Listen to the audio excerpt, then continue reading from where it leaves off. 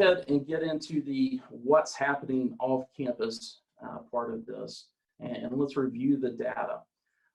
Charlie Matthews with College House, who is their co-founder and CEO, tracks university markets across the country off campus as far as their leasing and their marketing information.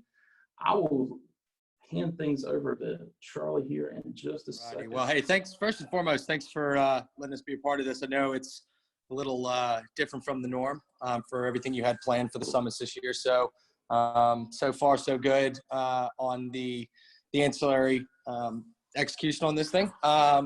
You know, a little bit about us for those tuned in. We launched our student housing market research product in fall 2019. Right now covering about 200 markets across the U.S., giving you detailed information all the way down to floor plan net effective rents, and updating all that information as well as occupancy, pre-lease, rental rates, concessions, et cetera, on average of every 10 days.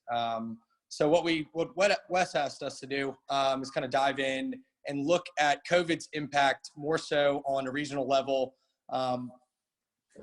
and see things from national down to that individual market level. So I'm going to walk through this deck, and then Wes, I think the way that Feed Loop's set up, if anybody has any questions for me after the presentation, happy to answer those for you in that exhibit hall.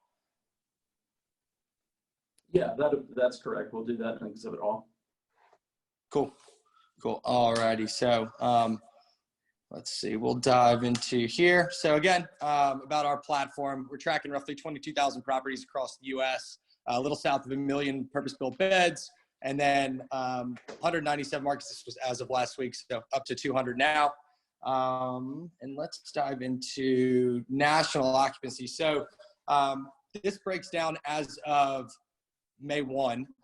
You can see, let's see, let me move this over here so I can see this right side. You can see the differences across the different regions. This breaks down for all the purpose-built inventory, and you can see that as of May, the averages across pre-lease and occupancy.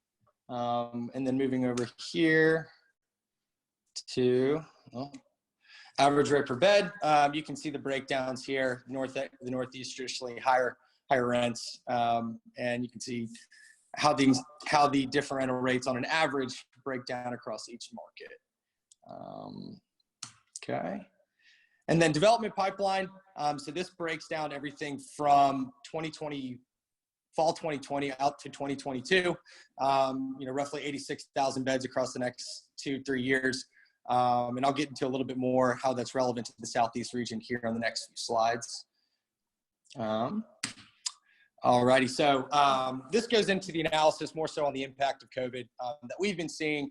So we drew a line and said, as schools decided to shut down in the beginning of March, what are the differences as it relates from a state level on an occupancy? So you can see that the occupancies kind of stayed relatively constant across Georgia, South Carolina, North Carolina, dipped a little bit in April for each of these, each market. And this is comprised of all the tier 1, tier 2, and a few tier 3 markets. So it's a good sample set of the information.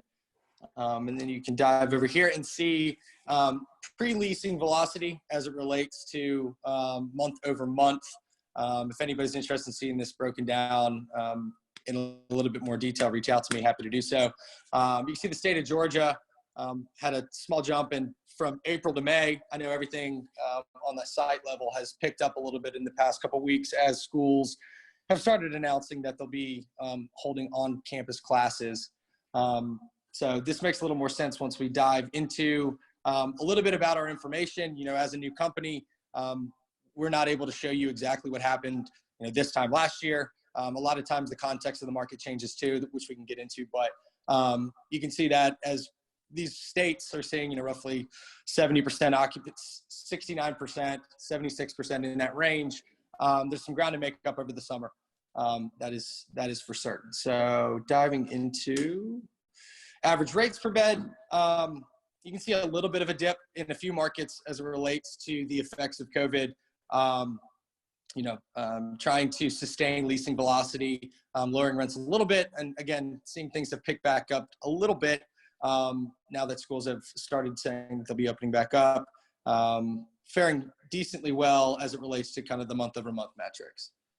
And then I think we have our first market here. So what we'll do now is kind of dive into each individual market in each state. If there's a particular state you're looking at, and again, feel free to reach out to me. Be happy to help you out there. Right now the current occupancy in Athens is 99%.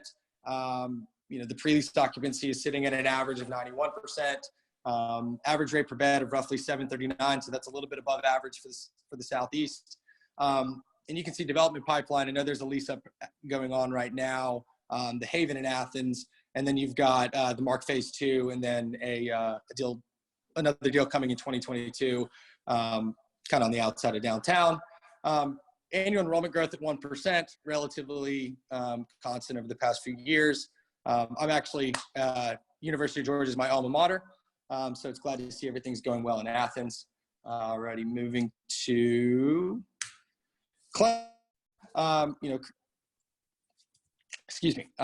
occupancy on an average of 87%, pre-lease occupancy at an average of 84%. Average rate per bed, 687, with a development pipeline of 1,167 beds. And again, that development pipeline is done over 2020, 2021, 2022. Enrollment growth roughly 3%, with I think that number was a little higher from the previous year too. Let's see, keeping on moving through this. And Wes, feel free to stop me if you have any questions. I know I'm kind of hopping through this thing, but I know we're kind of pressed for time. Will do. Okay, and then Columbia, South Carolina, an interesting a market here. You got a current occupancy 93% with a pre-lease occupancy 85%. Average rate per bed roughly 767 with a heavy off-campus development pipeline. Thing to note though is the on-campus development pipeline. I know with the new business school going on in Columbia, roughly 3,700 beds by I think 2025. My notes are correct.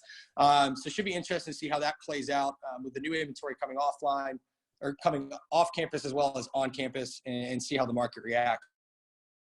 Let's see, gonna move on to the next one here. Greenville, North Carolina, tracking it at current occupancy of roughly 77%, pre-lease roughly 57. So a little bit of ground to make up there over the summer here. Average rate roughly 638. And I think there's one new deal coming in there at 804 beds. Decent enrollment drop from 18 to 19. So interesting to see how things fare in the summer there in Greenville. And let's see. And then Raleigh, North Carolina, current occupancy roughly 97%, pre-lease occupancy 70%. I will say that anything from last year's numbers may be relatively irrelevant, as there's, I think, 5 deals in lease up right now. So as leasing picks back up, adding roughly 2,200 plus beds to that off-campus supply might make things a little bit trickier for those that may have had an easier time leasing in the past. School's growing a little bit, but again, with roughly 2,200 beds coming online, it should be interesting to see how that market share plays out. And let's see, going to the next one. Chapel Hill, current occupancy roughly 95%, pre-lease relatively high there at 89%. The average rate per bed above 1,000, which is pretty high for the Southeast region. Development pipeline, 850 beds. I think that's the only one we're tracking that's coming on. Enrollment growth, I think that number is, rounded up to 1%, but I think it's I think closer to 0.8, 0.7%. And then I think you'll be hearing from someone from Chapel Hill on the next kind of phase of this. Is that correct? Yes, that's correct. Gotcha. So let's see. And then Blacksburg, Virginia, pretty strong market here. Current occupancy 100%. I know that's privy to, I guess, the somewhat of an over-enrollment, for lack of a better word, that happened in the pre-lease at 97%.